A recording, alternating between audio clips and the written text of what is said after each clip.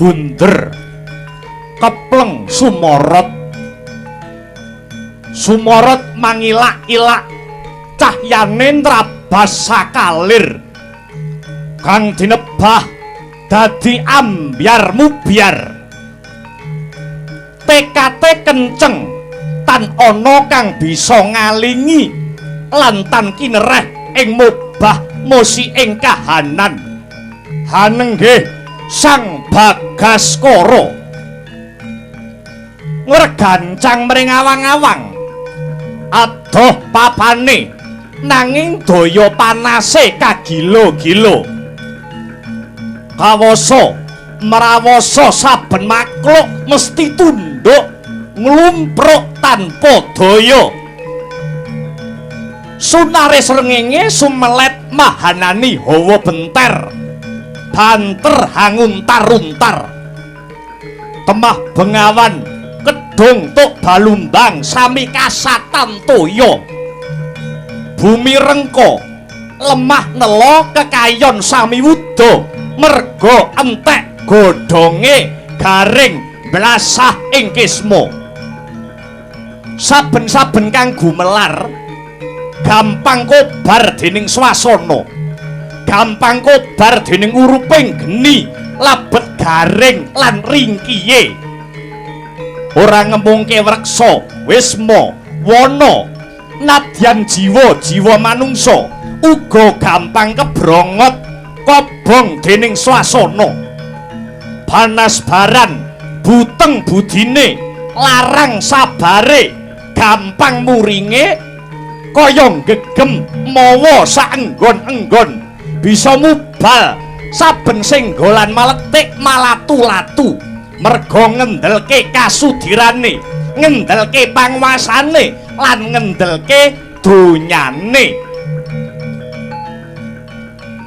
amung jiwaning para satriya kang tangguh para prawira kang wis saguh dadi tamenging negara ngudhokake urip kanggo nuwak adeg jejeking nusa lan bangsa tekad kang ora mingkuh tubuh prajurit sejati kang terus rumeksa rahayuning negari murih tetep lestari widodo lan wutuh tekaning para tamtama kaya mendung kang ngiyupi weh pengayoman lan ngayemi para kawula kridaning para kawula muda lan putra bangsa nyangkul karyaning praja linambaran tulus hangabdi dadya wujud sungkem bekti mring Ibu Pertiwi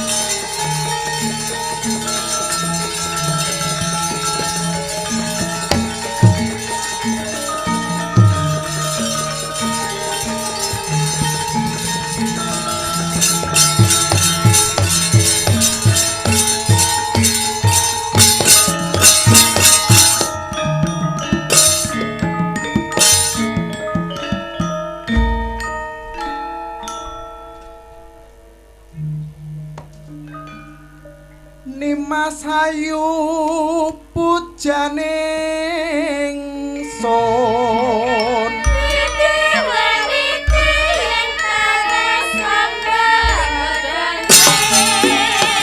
turutan brangkot mati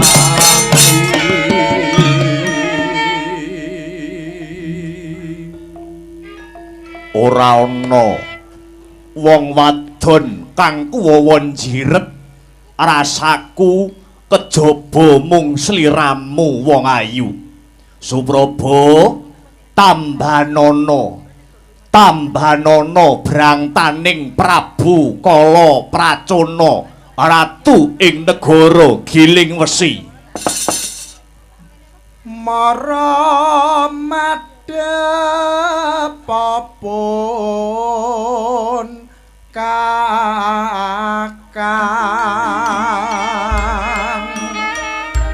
jogambe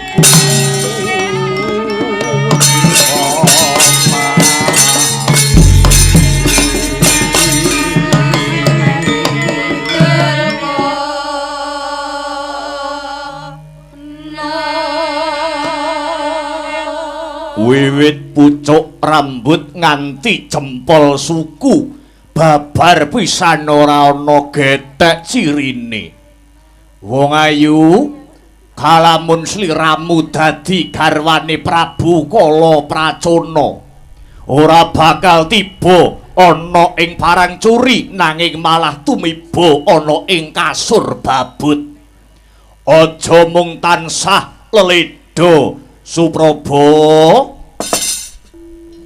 sarta ndwa kang nandang tresna pun ingsun kan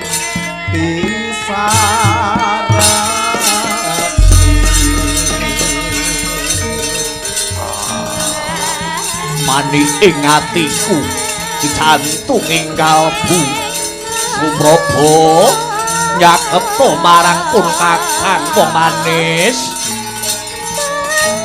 tambanono senadyan mung sakliraman bae tahayu wong manis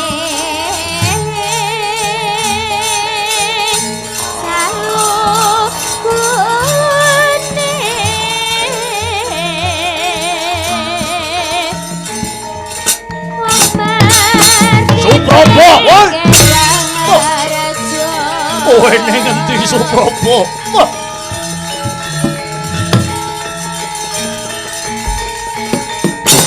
Woi! Ah! Dei!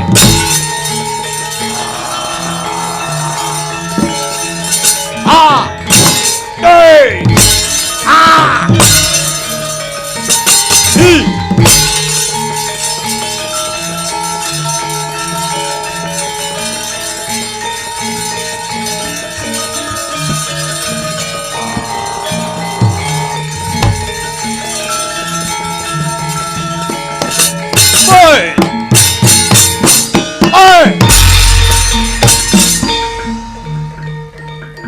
Prabu Kala Pracona ratu ing negara Giling Wesi aku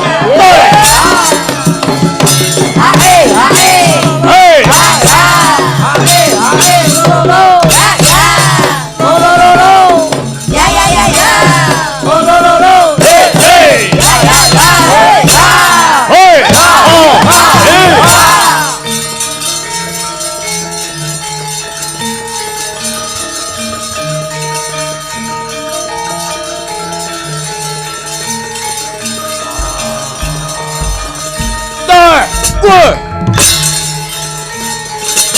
Ah!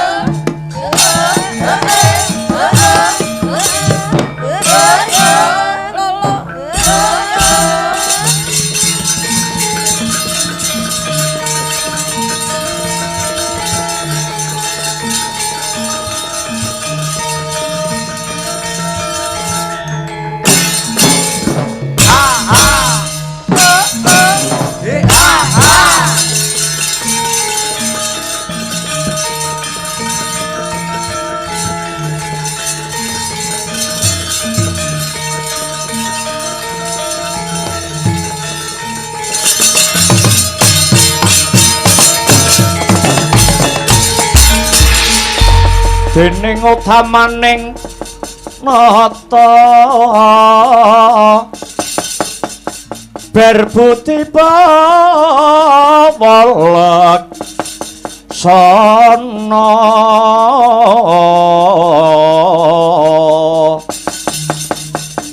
lire berbuti mangkono lila legawa ing driya hangga ganjar saben dina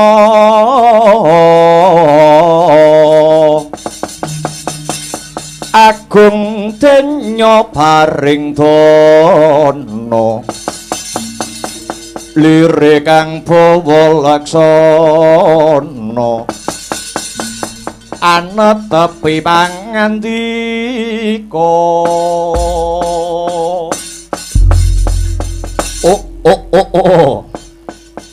Hong Tete Hyuwang Kala Ludra Mas Patik Raja Dewaku bojleng-bojleng iblis laknat padha jek-jekan togok teja mantri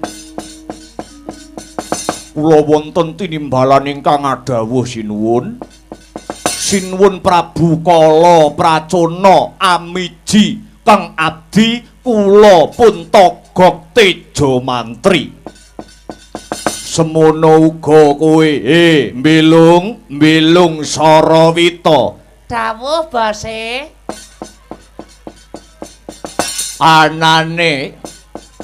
anane kowe sakloron sun timbali adoh ndak awe cerak-cerak saya ndak raketake kawruhan naga yen to ing ripalungguhan iki ratu gustimu ing negara Giling Wesi aku Prabu Kala Pracona lagi nadang ke taman Kunjana Papa nedeng ke taman Kunjana Papa iya Gok Kunjana iki dan Papa tegese lara aku lagi lara kedanan Gok nyuwun sewu sinuwun Prabu Kala Pracona lajeng sinuwun Prabu Kala Pracona lagi kedanan punika kedanan kalian putri saking pundi sinuwun Gok hatiku lagi gandrung kepaung kelawan mustikaning widodari ing kahyangan Suralaya kang asesilih Dewi Supraba Gok Dewi Supraba kaparanyata mula ing wektu iki aku wis kongkonan kelawan patihku Patih Giling Wesi ya kuwi Patih Sekipu Tantra ndak utus munggah marang kahyangan Suralaya sak perlu ngebun esuk ngudan sore marang mustikaning Hapsari Dewi Supraba yen to nganti dewa nampik utawa nolak panglamare Prabu Kala Pracona Nalendra ing Giling Wesi, kayangan Suralaya bakal tak sungsang bawana balik, Gok. Sinuwun piye? Menawi kenging kula elingke sampun dipun bacutaken. Amargi Gusti Kang Murbeng dumadi sampun mranata jodhone umat manungsa ingkang winastan jodho tali mangsa. Contone dewa niku jodhone kaliyan Dewi. Hapsara jodhone kalih Hapsari, Bambang menika jodhone Endang, Raseksa jodhone kalih Raseksi.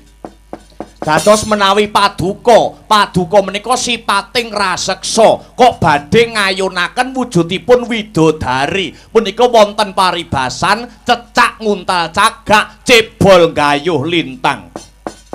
Togok kados pundi sinuwun? Kowe aja mulang aku.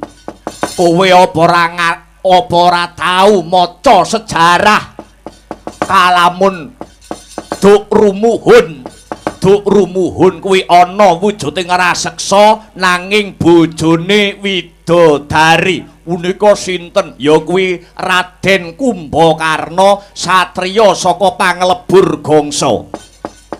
Kae wujude ya raseksa nanging entuk wujude widodari, bojone Raden Kumbakarna kang sesilih Dewi Kiswani. Dadi wis sak lumrahe yen aku wujudku buta kepengin rabi karo Dewi Supraba kang jinejer dadi widodari.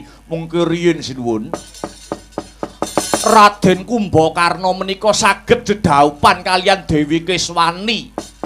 Kamangka Dewi Kiswani menika mujudaken satunggiling widodari. Punika mboten kok nama ngawu-ngawu gawar, ning niku wonten dasare, ning niku wonten wewatone. Wewatone kenging menapa? Kok Raden Kumbakarna saged dedhaupan kaliyan widodari awit Raden Kumbakarna menika agung labuh labetipun dumateng kahyangan gedhe lelabuhane kelawan para dewa. Satemah dewa menika ngganjar utawi paring bebungah dumateng Raden Kumbakarna satriya Panglebur Gangsa wujudipun widodari ingkang asesilih Dewi Kiswani kala wau. Wis cukup menenga cangkemmu, aja nuturi Prabu Kala Pracona. Yen ana apa-apane, yen ana siku dendaning Jawata, Prabu Kala Pracona dhewe sing bakal tanggung jawab, Gok.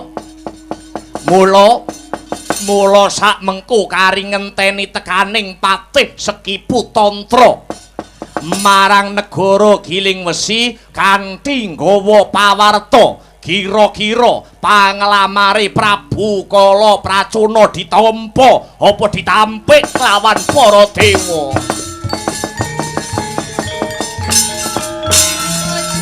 Yaksa Gora Rupa Risedeng Alendra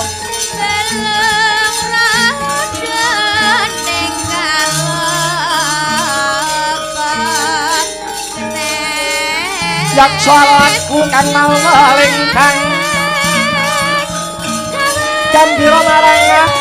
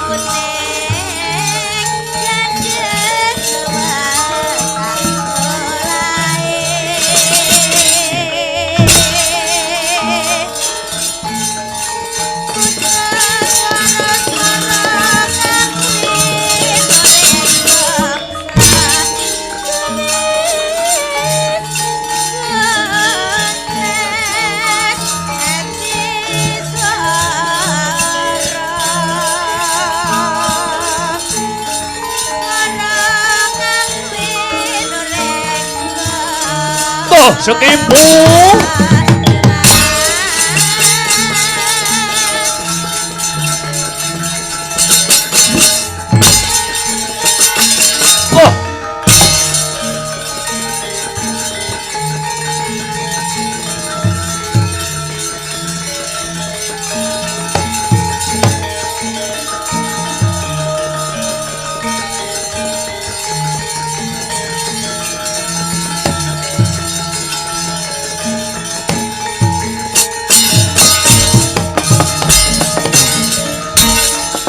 Yaksa Gora Rupa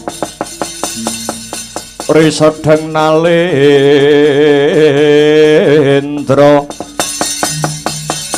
Yaksa ngalaku kang malwalya ingkang bong gambira marang ngisi siyung metu Prabowo Goro mawalian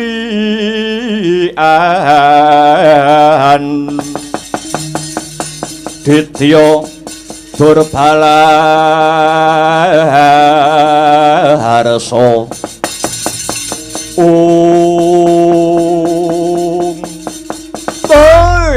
Tala nganti cumengklu ngenanggonku ngenteni prasasat kaya ngenteni sileming palwa gabus kumbambanging watu hitam Sekipu kowe sing teka Sekipu nuwun inggih sinuwun Prabu Kala Pracona nganti cumengklu ngenanggonku nunggu marang tekamu te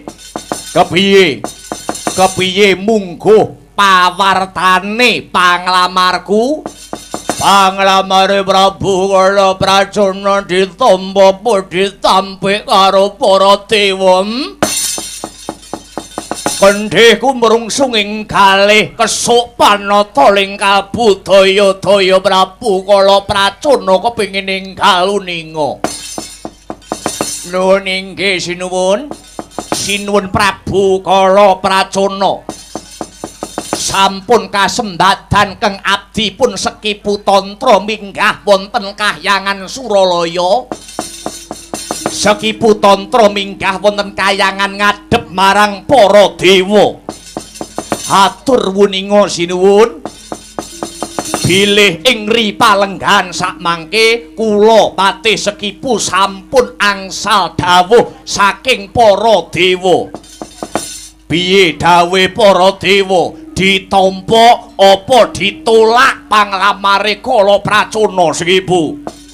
Panglamar paduka sinuwun Prabu Kala Pracona dipun tampi kalian para dewa sinuwun pelatyalah.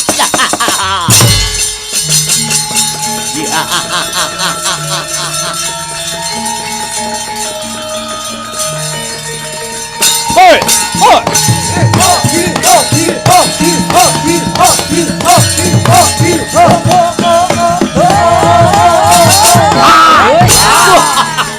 Adehku tenan.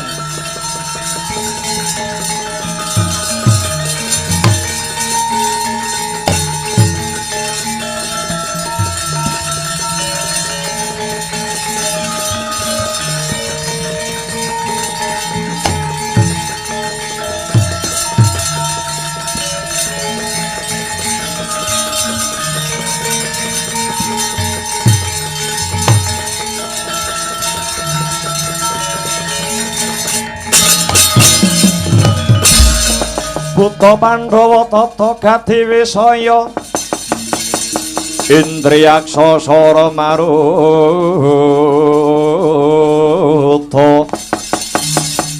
Pawana bana margana samirana lan warahayang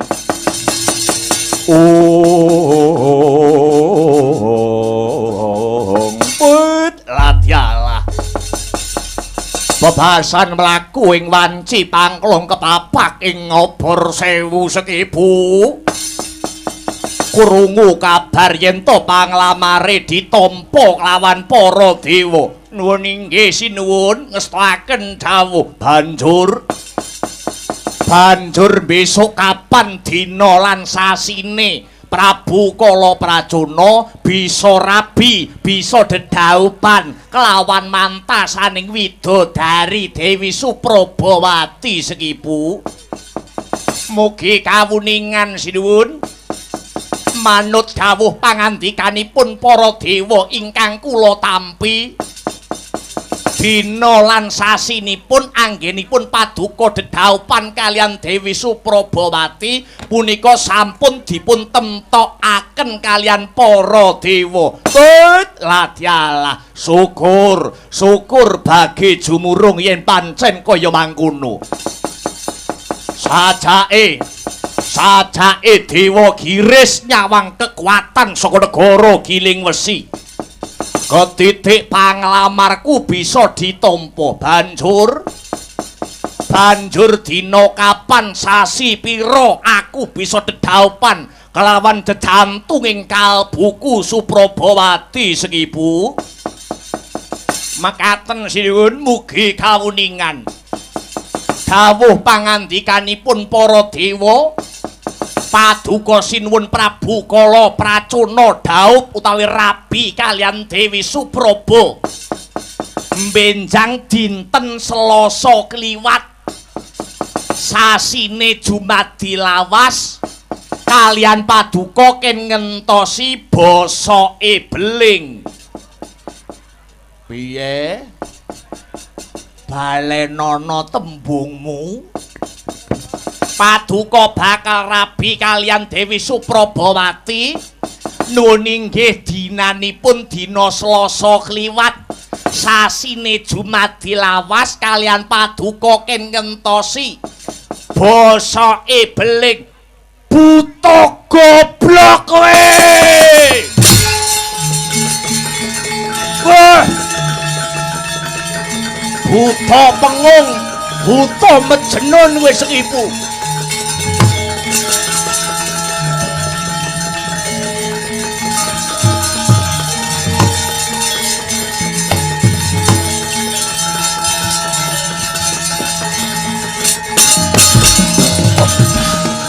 Cocomom tabler ginetap Dukayaya sinipi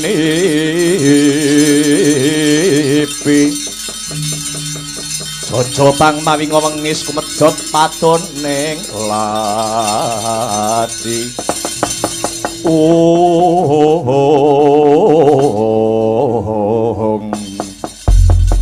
Buta goblok, buta pengung, buta ora tau mangan sekolahan kowe.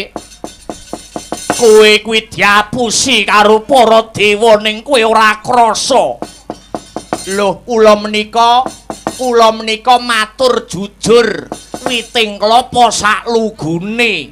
Kula nika matur menapa wontenipun. Iya, ning kowe kuwi diapusi blok goblok. Kowe diapusi karo para dewa. Lekno mripatmu jerengen gobokmu. Aku kon ngenteni tumapaking dina Selasa kliwat rak ngono to mau. Inggih. Dina Selasa kliwat ya ora ana anane iki Selasa kliwon blok. Karo kon ngenteni sasi Jumadi lawas. Sasi iki eneke Jumadi lawal. Apa meneh karo ngenteni bosoke beling nganti kiamat beling kuwi ora iso bosok ning nek kon ngenteni bosoke matamu kira-kira iso. Piye lung? Sekipu gak suka Sekipu. Dasare buta ora tau ngenyam pendidikan ya, Kang. Heeh. Buta ora tau buka HP, buta ora tau buka internet. Angger buka sapa Sekipu buka internet wis sing dibuka nggur ik hamster wae. Kuwi apa? Lho channel apik kuwi, Kang. Situs terbaru. Cetha wela-wela Dewan jarak karo Prabu Kala Prajana. Dewa nantang alus karo Prabu Kala Pracana Ratu Giling Wesi Sekipu. Kula sinuwun budhalna wadyabala Giling Wesi. Suraka palapa minangka tetenger budhaling wadya. Yen to nganti dewa ora menehke Dewi Suprabawati marang panjenengan ingsun, aja kesuwen biyuki batang sayuta kayangan Suralaya bidal wekdal menapa sinuwun. Ora getang colok lintang sambung obor rambatan pundak budhal dina iki Sekipu. Prawadya samya samapta wasyaga arsa anggelar bare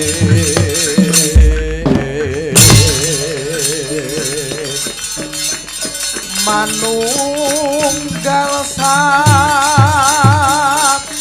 juru-juru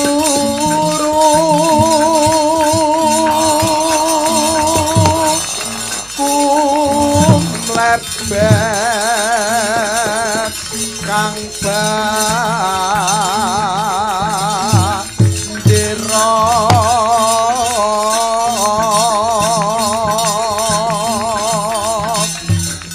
campur selumpret gong beri munya mangungkung Prawadya bala palapa manunggal sigra mare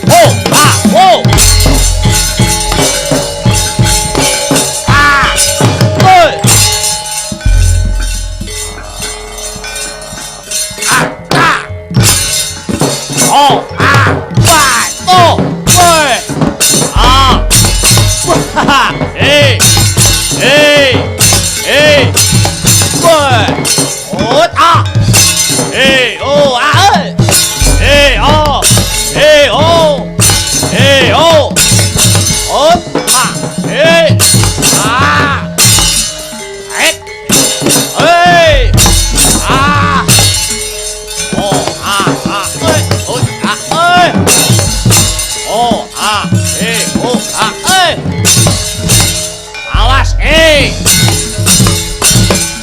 Ya. Hei. Hei. Ah. Hei, hei, ah. Hei, hei, hei, ah. Hei. Ah.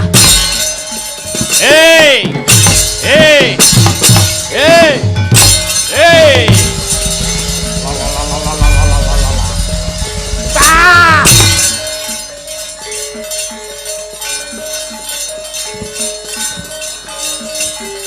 Hey!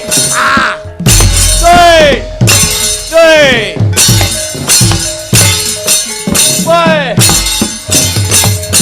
Hey! Hey! Ah! Hey! Hey! Vaya! Hey! Hey!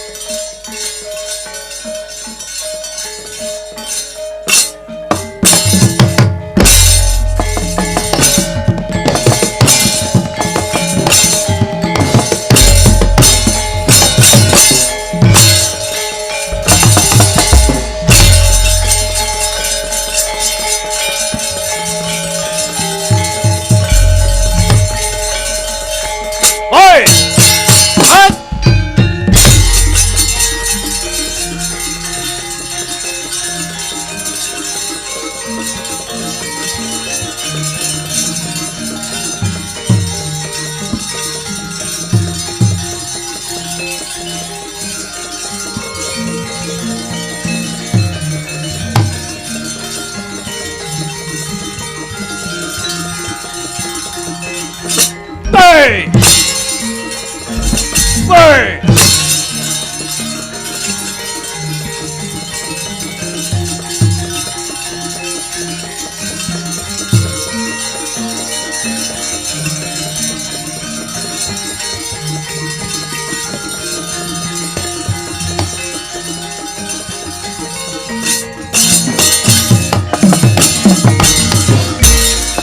Kabrabak suruh kabrahan nang geget waja mlintir gumbala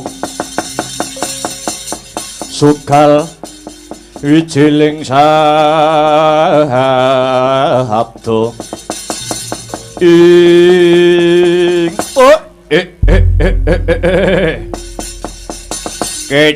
kece wali kece sadat setan wali kobra sajake dewa dawedi karo patih Sekipu Tantra kedidik lawang sela matangkep ditutup rapet amarga wis ngapusi marang patih Sekipu ayo dewa padha metu aja nungsang palang numbuk bentus kaya gabah den interi kowe. Ayo tak wenehi wektu 3 kedepan. Ora metu saka lawang sela matangkep. Kayangan Suralaya lak dadekke segara geni. Sekipu.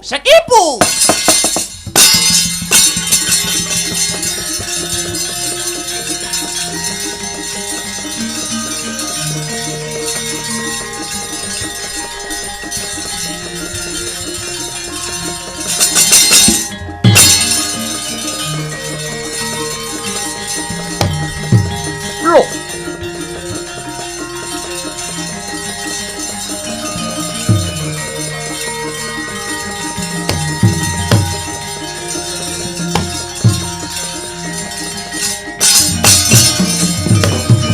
Ngosik Iki ndak sawang kaya pukulun Bathara Narada ya pukulun Kaneka putra. Ya. Pancen bener Sekipu. Ayo. Dewa wis ngapusi marang patih Sekipu. Saiki gelem ora gelem dewa kudu masrahke Dewi Supraba kanggo jatuh keramane Ratu Gustiku Prabu Kalapracana. Dewa apus krama marang kita ora jeneng dewa wedi marang kita Sekipu. Malah dina iki para dewa bakal ngadani wujute Giri Sayembara. Apa sayembarane Bathara Narada? Dewa wis duwe jago. Yen kita Sekipu cilike ngasorake gedene bisa mateni jagone dewa, bakale keturutan Ratu Gustimu Prabu Kalapracana anggone duweni gegayuhan kepengin jatuh krama kelawan mantasaning widodari kang sesilih Dewi Suprabawati. Yen mangkono ndi jagone para dewa kon ngadepi kene patih Sekipu, aku ora bakal miris maras taker marus. Kawruhan ana Sekipu. Iki sing ana ngarep iki bayi kang isih umur setahun durung ilang pupuk lempuyange. Iki sirnakna, iki patenana. Yen kita Sekipu bisa mateni bocah iki, Surup Surya Dewi Supraba bakal ulun udunake saka Kahyangan Suralaya marang negara Giling Wesi Sekipu. Bola dalah. Dewane wis padha kentekan akal. Apa donya kurang jalma, apa jagat kurang umat? Kok bocah wingi sore wis didadekake jagone para dewa. Wis ora susah kakean gunem sing tanpa guna. Enggal tindakna. Patenana bocah iki, Sekipu.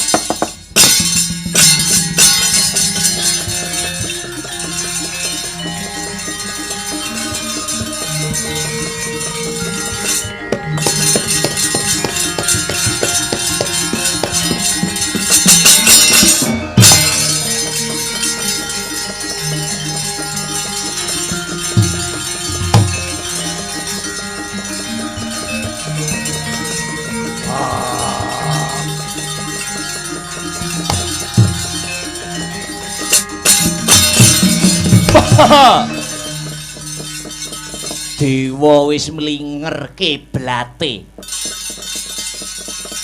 Bocah durung bisa apa-apa kok kon ngadepi patih Sekipu. Yo. Ora teges aku mateni wong kang tanpa dedosan. Nanging aku mung nindakake Giri sayembaraning para dewa.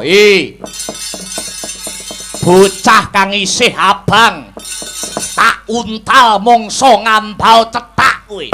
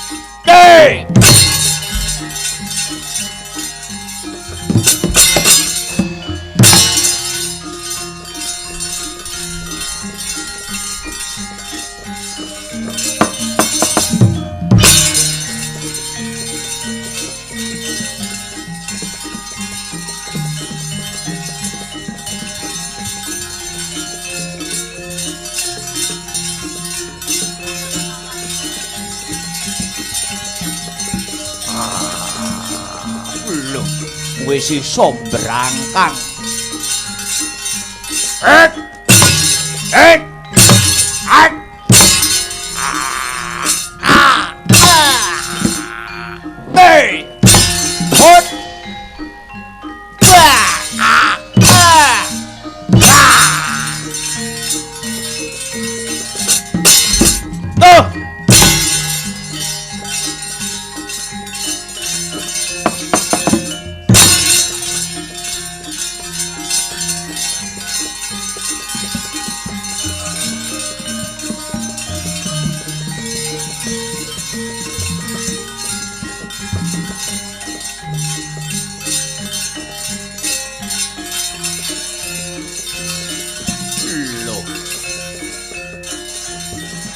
Wis belajar mlaku.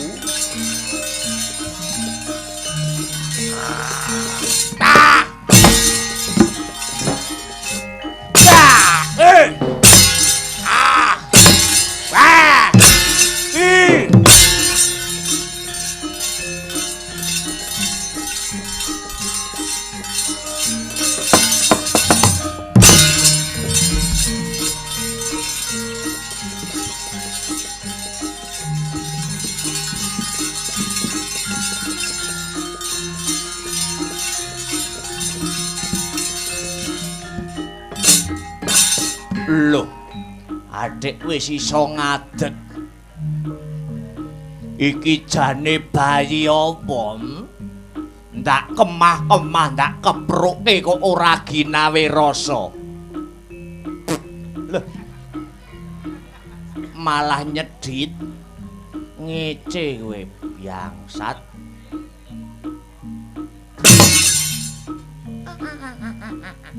Guyu.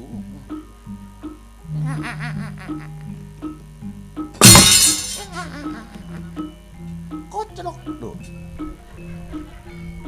Asem iki.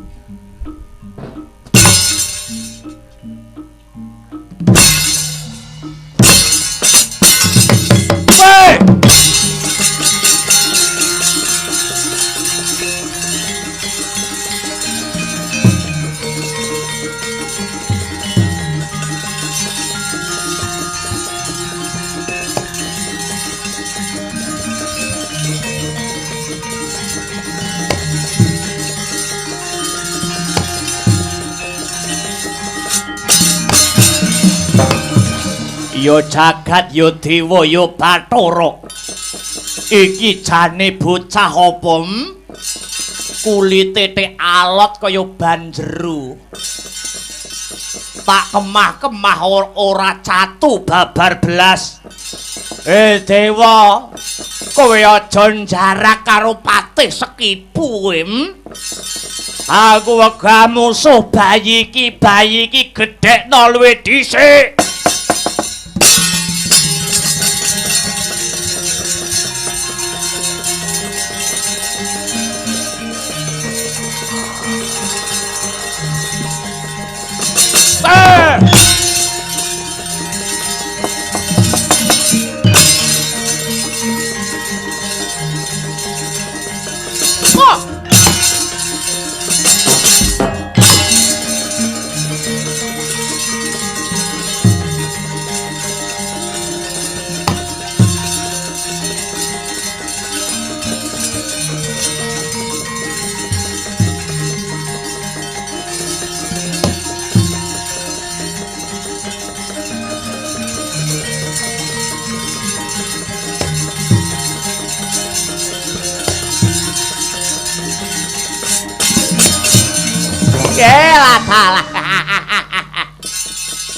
Senadyan isih bayi, bocah iki wis katon kasektene.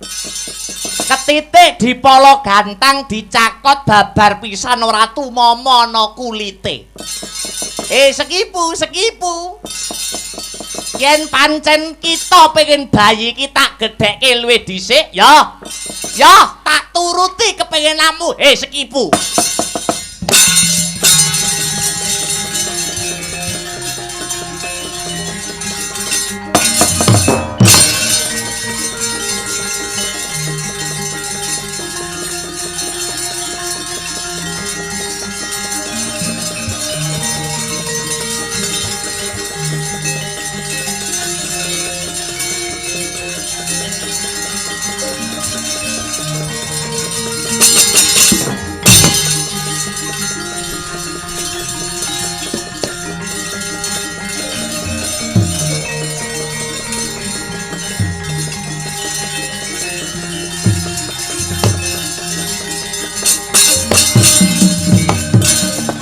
permarareh manguswamya ngambrang kadi karunaning kaswasih ring marga Hamalatgung Risang Ganda Wastrat maja lengleng lalu manguladi Surya mangrangsang wayah Surya mangrangsang wayah Umyus Amara wayahanto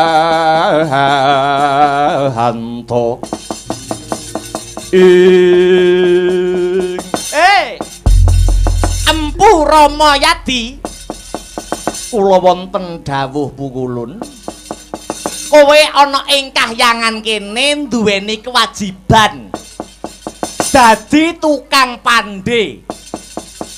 Lah dina iki ana pakaryan kanggo jeneng kita Empu Ramayadi. Ya kuwi bayi kang isih abang iki jedinen ana sajroning kawah Candra Dimuka. Mbuh piye caramu, mbuh piye reka dayamu?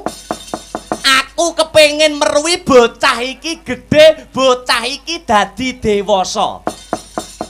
Sing sentosa otot bebaune karana bakal dadi calon jagone dewa mrunah satrumurka mungguing kayangan Empu Ramayadi. Menawi mekaten kula namung ndederek pukulun malah keleresan dinten-dinten punika kula mboten gadah garapan. Oh, pandhemu dina iki sepi Empu Ramayadi. Nuwun inggih. Mboten wonten ingkang nggarap gamelan sak mangke. Oh ngono. Nuwun inggih. Tukang pandhe sakniki pun sepi ya. Lah nek sepi gaweanmu kowe terus ngopo Empu Ramayadi? Nggih namung mandi bojo kula piyambak. Oh lah ngawur kowe iki. Ya, terus piye carane piye reka dayane supaya bayi iki bisa dadi dewasa Empu Ramayadi? Kula aturi pukulun. Kula aturi perintah dumateng para Jawata kinen nglempakaken gamanipun sedaya dewa kadhawuhna nglebetaken dedamel wonten kawah Candra Dimuka wau. Mangke saklajengipun kula ingkang badhe murba kang sarta misesa. Ya. Yen pancen kaya mangkono. Enggal tatanen bocah iki Empu Ramayadi.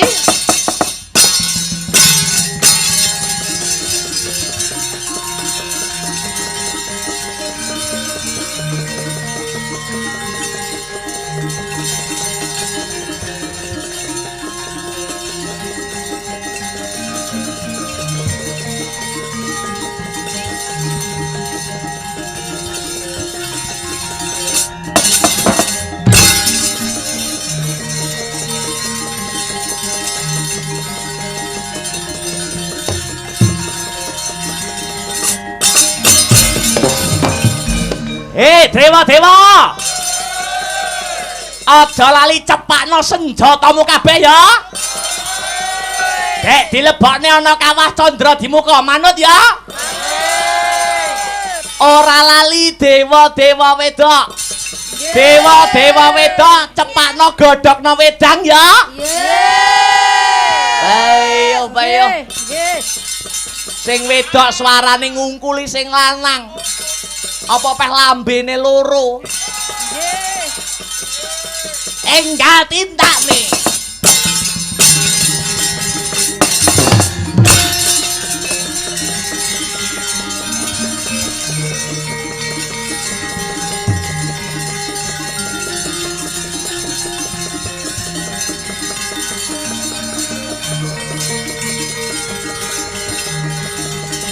Kawah Candra Dimuka.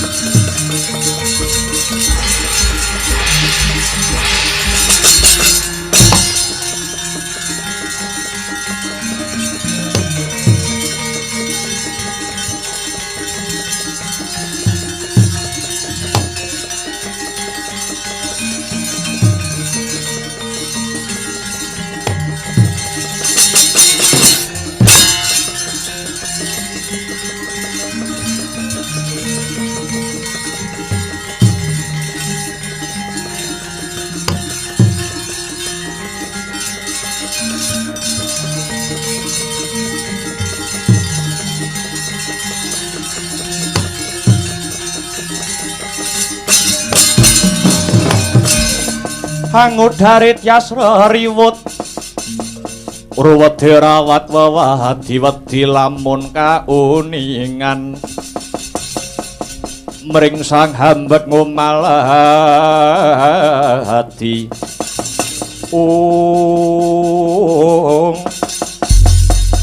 manghalat-halat uruping geni candra dimuka kaya-kaya arson dilat langit jumaledher swarane gawe giris wauta sampun kalebetaken sedaya gamaning para jawata gada bindi tumbak candrasa trisula keris cundrik sedaya wis manjing mring kawah dadya jenang ilang lebur dadi bubur tanggap sang Empu Rama Yadi den uncalake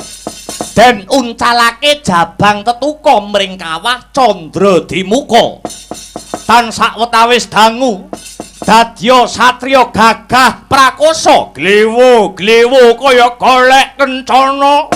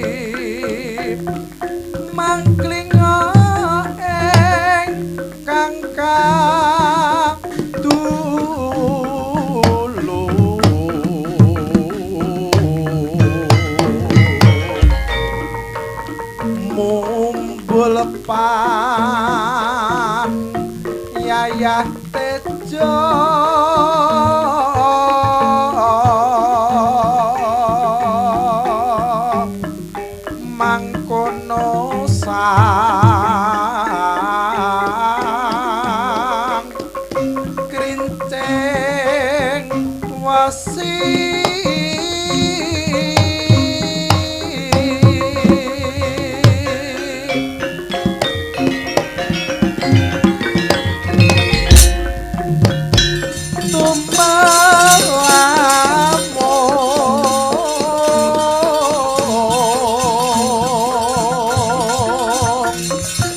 lawang dian gatut kata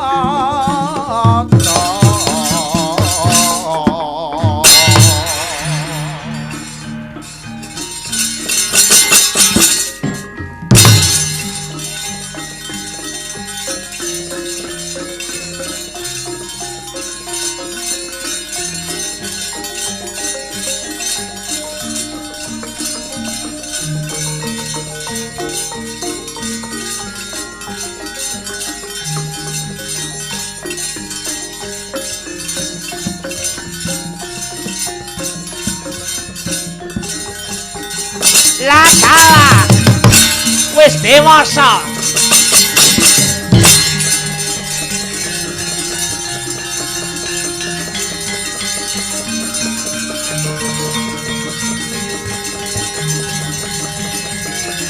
ayo munggah ana ing kayangan madhep ngarsaning pukulun Manikmaya.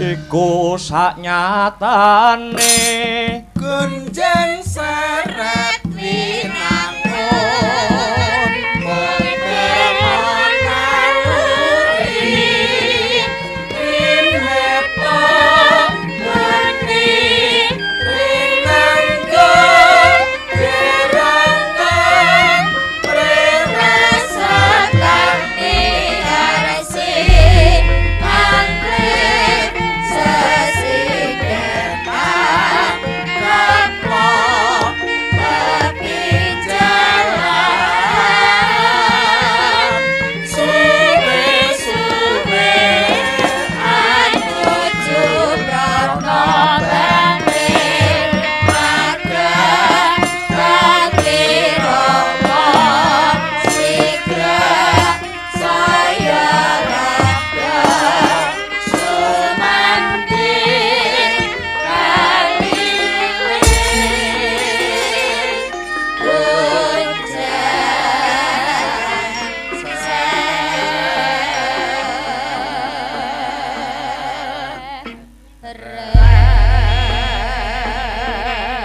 Hanjarah Kang Puspitorum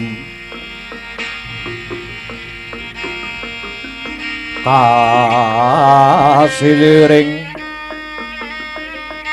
samirana mre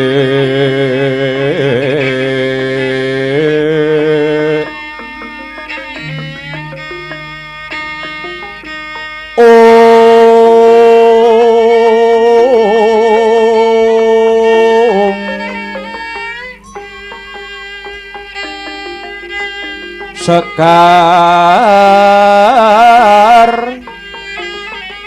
gadung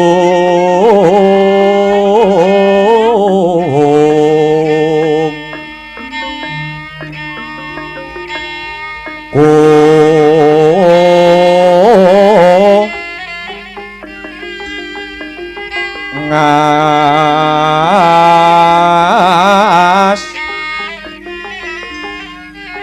gandhanyo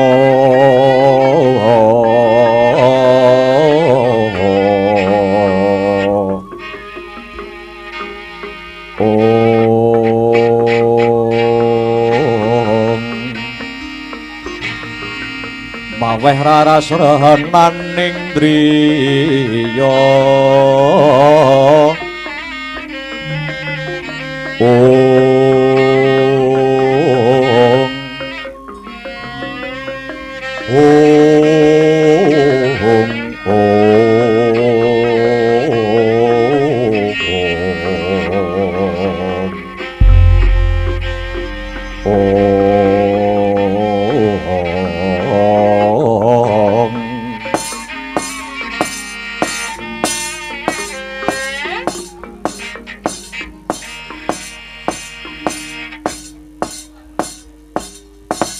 Adi Guru, kula wonten dawuh Kakang, Kakang Guna Resi Narada. Dateng ajeng jengandika, ngajeng jengandika Adi Guru menika jagoning dewa ingkang sampun dewasa labet kajedi wonten telenging kawah Candra Dimuka Adi Guru. Mekaten Kakang. Inggih. Lare punika dipun jenang mawi saliring dedamel. Gada, bindi, tondak candrasa, keris, suksara, denda, cundrik lan sak panunggilipun. Dados pun jabang tetuka menika sak randuning badan dumados saking tosan lan waja mila boten nama mokal ototipun kawat balunge wesi rikma pamor sungsum gegala netra kumala lidah jingga waja saloka menur jangga suksara pundak denda dada blebekan wesi lengene bindi sikute petel epek-epeke cakra drijine gunting dengkule paron darese linggis dlamakane sikil pacul tungkake wadung uyuhe mawon wedang kopi kopine urung metu la iki. Nuwun inggih Kakang. Nggih. Kula sampun nyekseni pranyata jabang tetuka sampun gagah prakosa kenceng kumarenceng otot bebaunipun polatane ngengkreng jenggureng nanging lamun kapandeng katon kebagusane Kakang. Nuwun inggih. Si jabang tetuka menika ugi sampun pinaringan sandangan ingkang antawisipun Caping Basunanda Kotang Antrakusuma ugi kasut padha kacerma. Dene daya kekuwatane Caping Basunanda menawi den agem ana udan ora kudanan, yen panas datan kepanasen. Kotang Antrakusuma karasuk sadroning kulit sak njabaning daging. Dene daya katiasane saged mabur tanpa lar, mletik tanpa sutang, ngambah gegono tanpa beda ing daratan. Ewadene kasut padha kacerma dumadi saking walungsungane Sang Hyang Nagaraja. Daya katiasane lamun nedeng ngambah gegono saged ngungkuli lemah sangar kayu aeng miwah pandhita tapa dadya tawa tawi tawar. Nuwun inggih Kakang. Kagem jangkepipun pusaka lare menika badhe kula tambahi pusaka nami Kakang. Nuwun inggih. Lajeng badhe kaparingan nami sinten Adi Guru?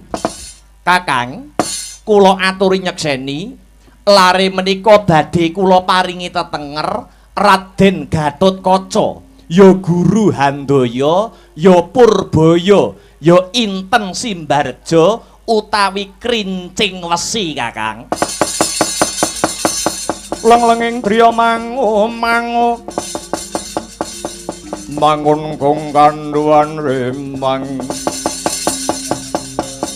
lir-lirno tanpa kanin ing lir-lirno tanpa kanin ong yen tantu lusa yen tantu lusa mengko Sang Hyang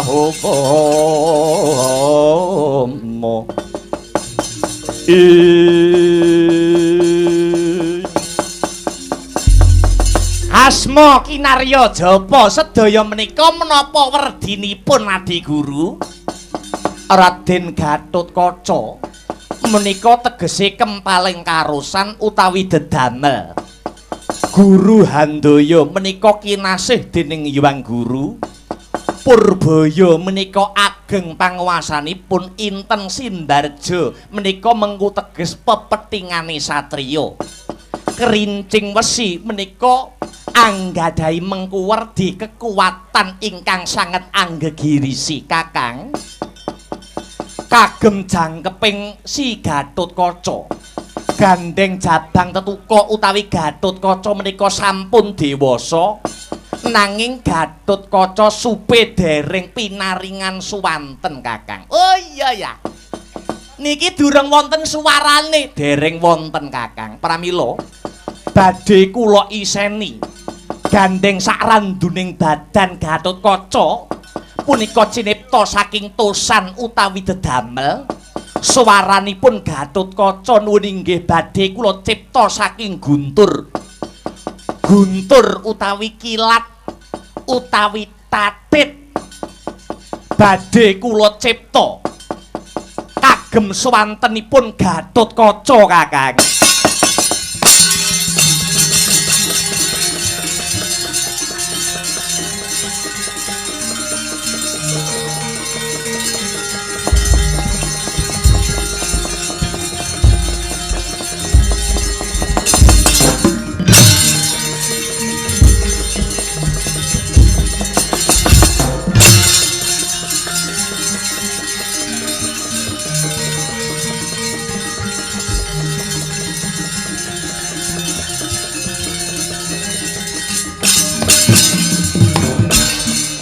Sampun Adi Guru, sampun Kakang. Cobi dipun dangu Gatotkaca saged nyuwara napa mboten?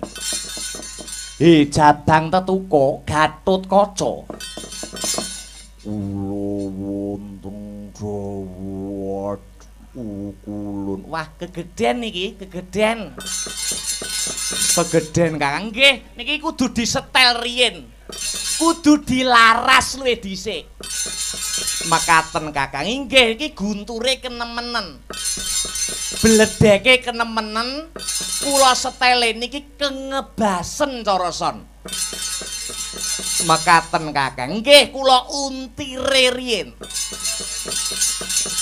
Panjenengan untir nggih saderenge dadi Dewa Narada niku operator sound system. Monggo kula aturi nyetel. Ah, suarane gegeden kula setele langkung rumiyin.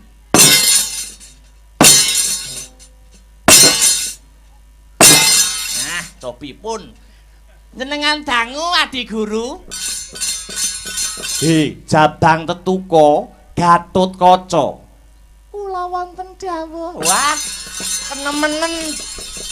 Kenemenen Adi Guru. Kebacut.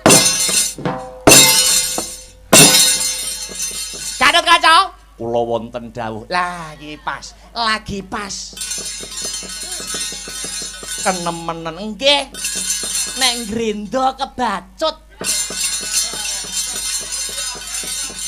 Nuwun inggih. Gatotkaca, kula wonten dawuh Pukulun. Ing ripalungguhan iki jeneng kita bakal ndak utus nyernake mungsuh kang karabasing kahyangan Suralaya. Ingkang pengawak Prabu Kalapracana sak patihe Sekipu Tantra. Nuwun inggih ngestokaken dawuh kula sagah dados bedoring warastra cantiking baita kang sarta dadaning kiwuh. Mboten kalilan kula nyuwun tambahing pangestu Duh Pukulun. Iya. Pangestuku gumraja kaya banyu seduda, muga-muga lebda ing karya Gatotkaca.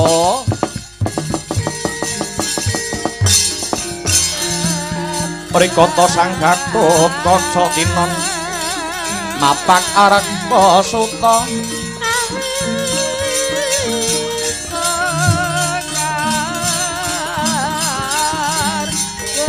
Tekapira tresna Parata maner muji sakti nira ong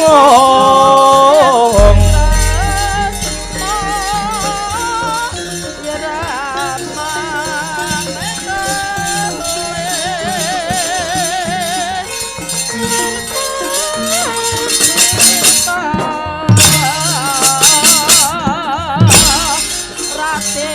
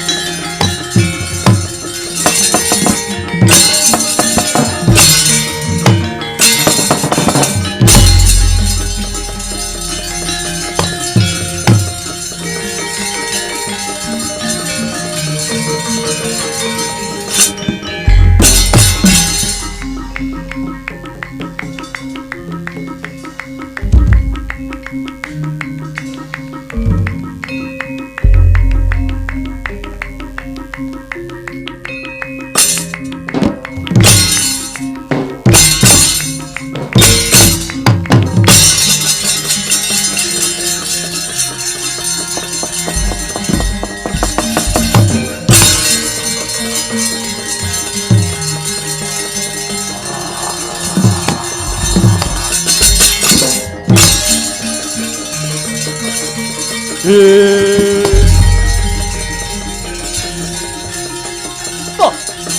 Ah.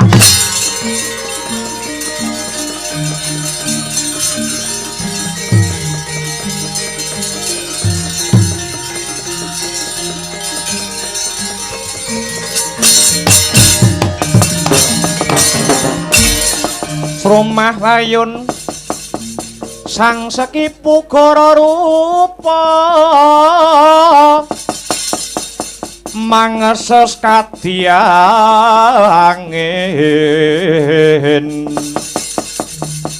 bang sempal kaprapal selo-selo kaplasa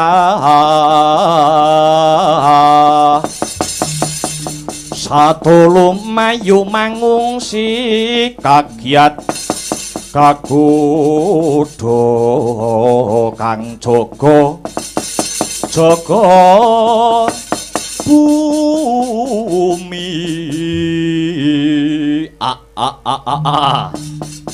ana satriya sing mencorong dadane nganti kaya meteor sapa no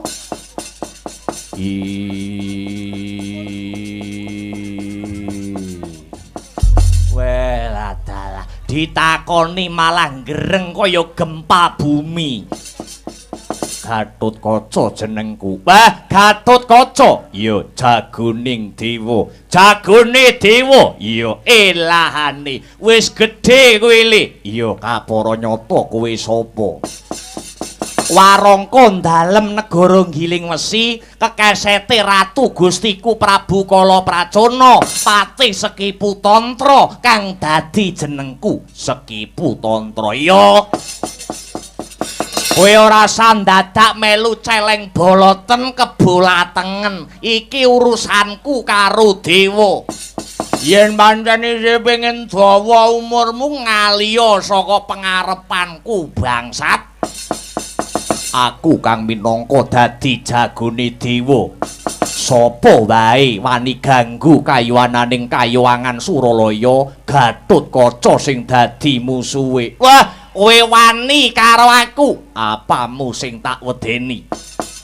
Maju kepara ngarsa leganing atiku, kelakon tak bobok wetengmu kowe. Wah, aku dadi buta malah kalah galak, cah. Yo. Kelakon tak geget siung pengapit remet dadi awu kowe.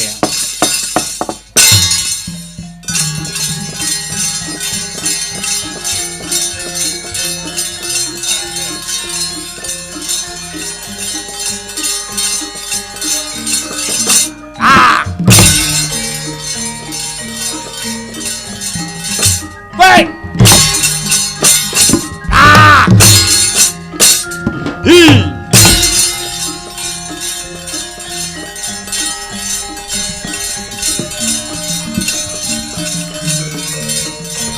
Ah. Hey. Ah. Ta. Go. Blow. Ah.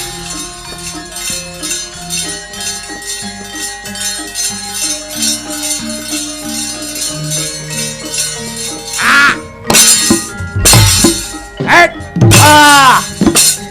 Et ah go et ah hey hey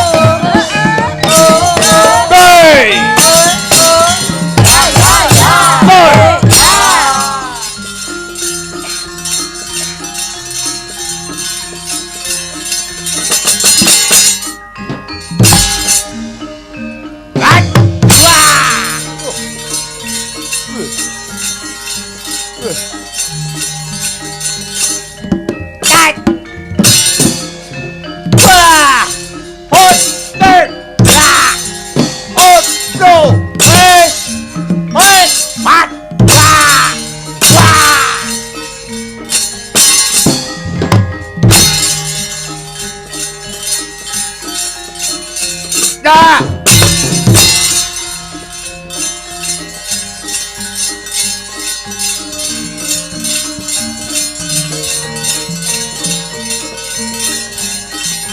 Pak. Pak.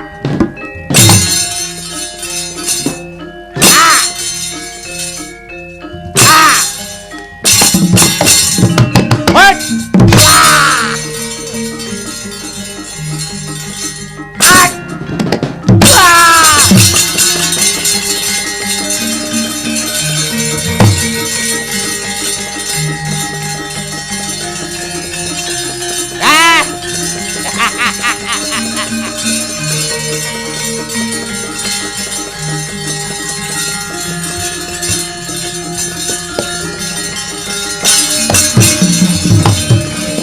Gatut Kaca, kula wonten dawuh pukulun, kabeh do gumun. Kabeh do ndomblong nyawang kridamu, kabeh do ngematke tandang kridamu. Anggonmu mateni Pate Sekipu, kabeh do batin sok kapan iso nekakne nggo acara bersih desa. Lah iki. Ki mau Pate Sekipu matine mbok kapake. Kula cokot. Lah iki. Mbok kapake, kula cokot Pukulun. Gak boleh no. Satriya ganteng kok nyokot ya ora kena, nek ngemut entuk. Lah iki. Napa benten nyokot kalih ngemut? Ya beda nek nyokot kuwi gawe untu, nek ngemut ora gawe untu. Mekaten lajeng caranipun kados pundi? Mumbula ing gegana.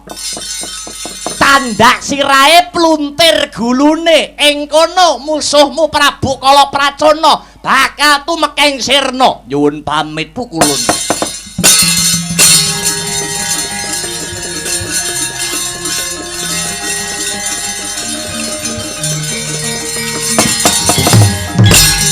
Unggula juritmu Gatotkaca.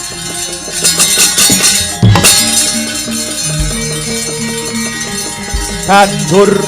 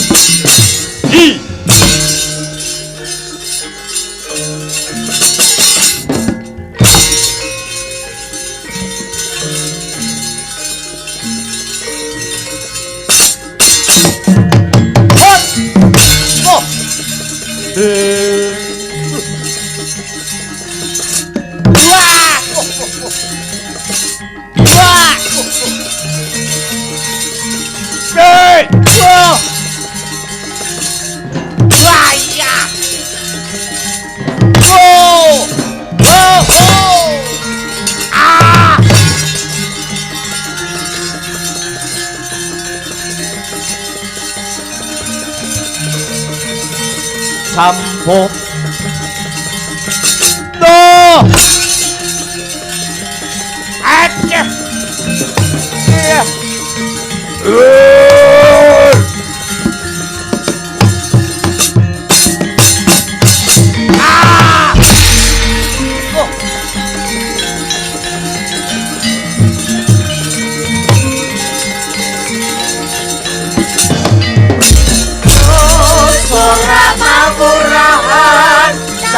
sajroning kang kepilan Nagaraya ayo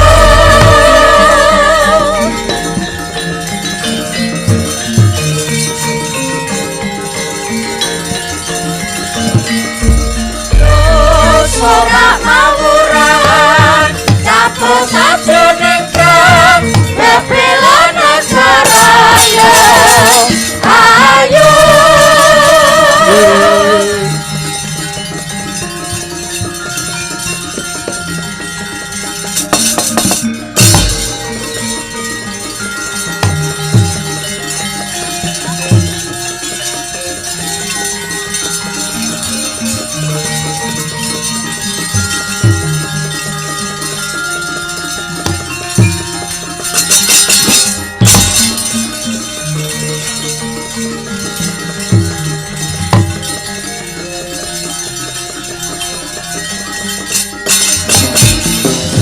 Singkara tandang risang bayu siwiri tungkul manembah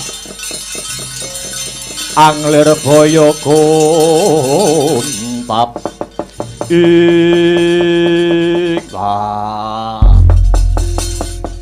Narada kakekku ndi anakku jabang tetuko jubuh karo kandhaku ngarep yen ana apa-apane jabang tetuko dewa bakal labrak ngusik ta ngusik aja kesusu Werkudara nyatane sapa wonge sing ora kuwatir nganti tekan seprene anakku durung ketok wae ning kowe kita Werkudara sing ora sumurup kita Werkudara sing ora ngerti mara gage tuduhno ngendi anakku jabang tetuko.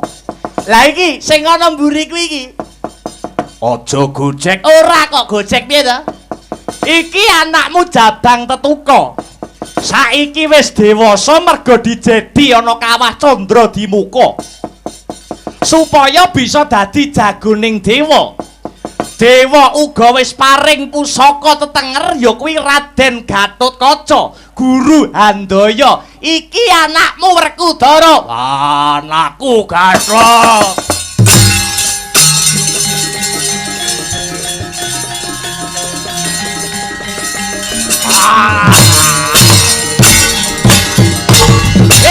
Hei.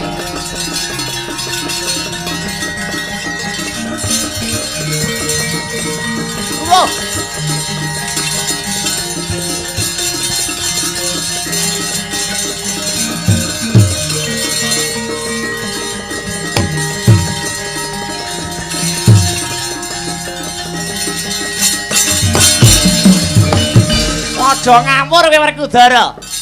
Anakmu mbok ajar mbok polo gantang yen nganti rusak ragane piye? Caraku ngudang anak ki ngono kuwi. Yen ora percaya takono Gatot lara apa ora? Piye ngger rasane lara apa ora? Mboten malah kados dilelo-lelo. Wah. Keluarga brutal iki. Kanjeng Rama Kyai ngaturaken sumungkeming pangabekti ya wis ndak tampa. Gatotkaca anak-anakku dhewe sing bagus dhewe sing gagah dhewe mesti mbarep kakangku lan Permadi meri yen weruh aku duwe anak kaya kowe le.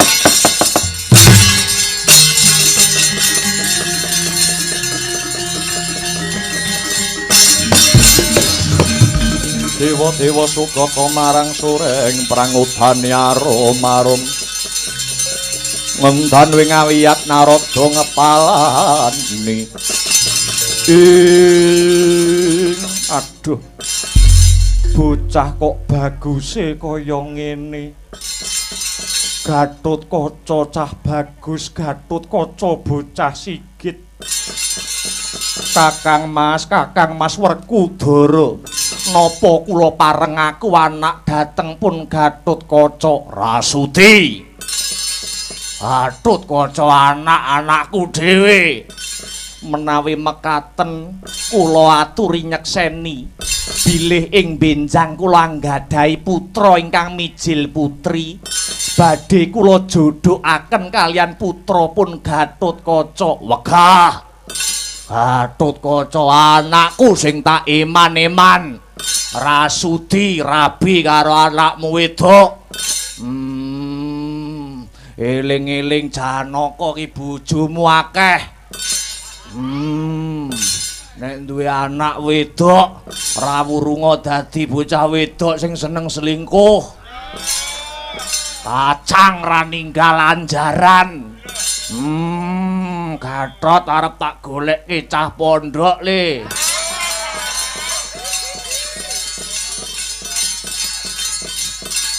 Iya Permadi aja kuwatir aku melu nyekseni.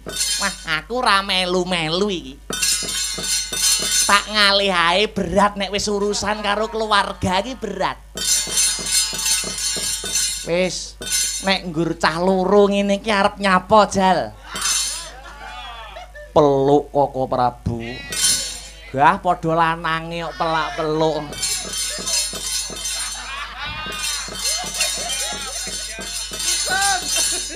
Limbuan sik yo. Monggo Koko Prabu.